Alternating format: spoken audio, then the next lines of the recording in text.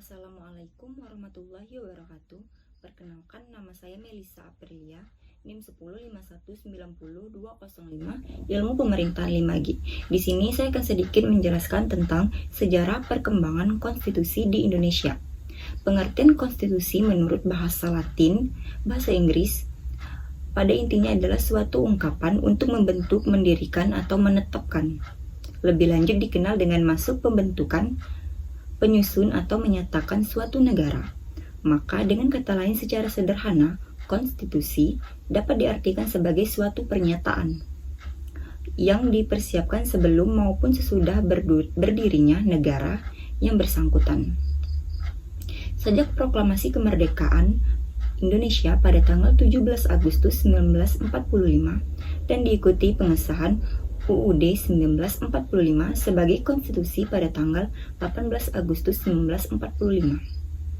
Hingga kini mengalami perkembangan dan perubahan-perubahan. Hal itu disebabkan karena perkembangan politik demokrasi yang selalu berkembang dan berubah-ubah. Kepentingan yang berubah-ubah juga menjadi sebab berubahnya konstitusi. Namun semuanya pasti mempunyai tujuan sama, yaitu memajukan hukum yang dicita-citakan.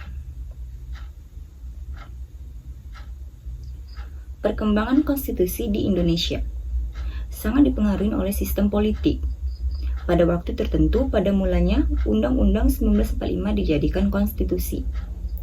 Namun sempat tidak diberlakukan pada pemerintahan Republik Indonesia Serikat dan masa sistem pemerintahan parlementer. Akhirnya Undang-Undang Dasar 1945 sebagai konstitusi di Indonesia diberlakukan kembali hingga kini dan telah mengalami perubahan. Sebab-sebab terjadinya perubahan konstitusi di Indonesia. Situasi yang mempengaruhi perubahan konstitusi yang berasal dari eksternal, yaitu negara asing, khususnya Belanda, yang mempropaganda agar Indonesia tidak berbentuk negara kesatuan tetapi negara serikat. Keadaan yang mempengaruhi perubahan konstitusi di Indonesia juga berasal dari internal atau dalam negeri, yang beraneka ragam desakan dalam hal menjalankan sistem ketatanegaraan. Namun, hal itu juga akibat adalah dari faktor eksternal, yaitu perubahan dari negara serikat kembali ke NKRI. Untuk mengelabui Belanda, maka UUD yang dipergunakan tidak menggunakan Undang-Undang 1945, tetapi menggunakan UUDS 1950. Konstitusi di Indonesia selalu mengalami perubahan. Yang pertama kali berlaku adalah UUD 1945, kemudian disusul UUD RIS pada tahun 1949 merupakan konstitusi negara kesatuan yang berubah menjadi negara serikat. UUDS 1950 merupakan konstitusi yang ketiga, walaupun kembali kepada negara kesatuan Republik Indonesia. Negara kesatuan Republik Indonesia tetapi sistem pemerintahnya adalah parlementer. Sampai dikeluarkannya dekret Presiden tanggal 5 Juli 1959 untuk kembali ke UUD 1945 yang berlaku hingga amandemen UUD 1945 keempat kali dan berlaku sampai sekarang.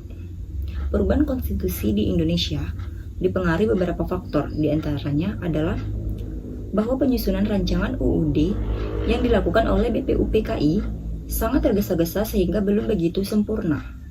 Desakan dari Belanda juga merupakan faktor penyebab perubahannya konstitusi, hingga terjadinya pergeseran politik hukum di Indonesia yang menuntut amandemen UUD 1945 dan berpengaruh pada berubahnya sistem ketatanegaraan Republik Indonesia. Baiklah, itu sedikit penjelasan dari saya mengenai sejarah perkembangan konstitusi di Indonesia. Sekian dari saya, terima kasih. Wassalamualaikum warahmatullahi wabarakatuh.